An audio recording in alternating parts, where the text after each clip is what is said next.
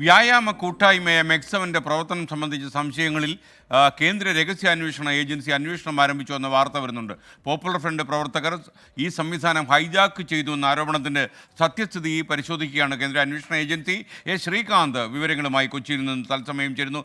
ശ്രീകാന്ത്, ഇപ്പോൾ ഈ പോപ്പുലർ ഫ്രണ്ടൊക്കെ ഇതിൻ്റെ പിന്നിലുണ്ട്, ജമാഅത്ത് ഇസ്ലാമിയുണ്ട് എന്നൊക്കെ വാർത്തകൾ വരുന്നുണ്ട്. അപ്പോൾ എന്താണ് കേന്ദ്ര അന്വേഷണ ഏജൻസിയെ സംശയിക്കുന്നത്?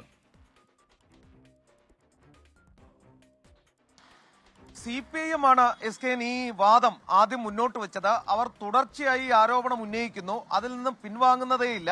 അതിൽ ജമാഅത്തെ ഇസ്ലാമിയേക്കാൾ അവർ പോപ്പുലർ ഫ്രണ്ടിനെയാണ് അതിൽ ഇൻവോൾവ്മെന്റ് ഉണ്ട് എന്ന് ആരോപിക്കുന്നത്. മാത്രമല്ല, ഈ വിഷയം കത്തിപ്പടർന്നതോടുകൂടി കേന്ദ്ര ഏജൻസികൾ അന്വേഷണം ആരംഭിച്ചിട്ടുണ്ട്. കേന്ദ്ര രഹസ്യാന്വേഷണ വിഭാഗത്തിന് നിർദ്ദേശം കിട്ടിയതിന്റെ അടിസ്ഥാനത്തിൽ അവർ പരിശോധനകൾ തുടങ്ങി.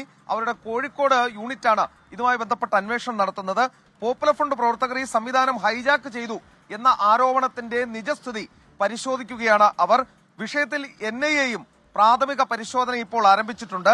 പോപ്പുലർ ഫ്രണ്ട് നിരോധനത്തിന് പിന്നാലെ മെക്സവൻ പെട്ടെന്ന് വളർന്നു എന്ന ഒരു വിലയിരുത്തൽ അവർക്കുണ്ട്. അതിന് പിന്നിൽ പോപ്പുലർ ഫ്രണ്ടിന്റെ ആളുകളാണോ ഈ യൂണിറ്റുകൾ ഇങ്ങനെ തുടങ്ങുന്നതിന് പിന്നിൽ എന്നാണ് സംശയിക്കുന്നത്. ഒരു മുൻ പോപ്പുലർ ഫ്രണ്ട് നേതാവ് മെക്സവന്റെ തലപ്പത്തുണ്ട്, അക്കാര്യം NIAയും സ്ഥിരീകരിക്കുന്നു. ഒപ്പം തന്നെ ഈ കേന്ദ്ര രഹസ്യാന്വേഷണ വിഭാഗവും സ്ഥിരീകരിക്കുന്നുണ്ട്. പക്ഷെ അതുകൊണ്ട് അതിന് ഏതെങ്കിലും തരത്തിലുള്ള തീവ്രവാദ സംഘടനാ ബന്ധം ഉണ്ടാകണമെന്നുമില്ല എന്നും അവർ പറയുന്നു. ഇതുവരെയും ഇവരെ ഏതെങ്കിലും ഒരു ടെററിസ്റ്റ് ആംഗിളുമായി ബന്ധിപ്പിക്കുന്ന കാര്യങ്ങൾ കിട്ടിയിട്ടില്ല, അതും വ്യക്തമാക്കുന്നുണ്ട്. പക്ഷേ അന്വേഷണം ഇപ്പോഴും തുടരുകയാണ്. CPIMന്റെ അടക്കം ആരോപണങ്ങളിൽ വസ്തുതയുണ്ടോ എന്നാണ് പരിശോധിക്കുന്നത്.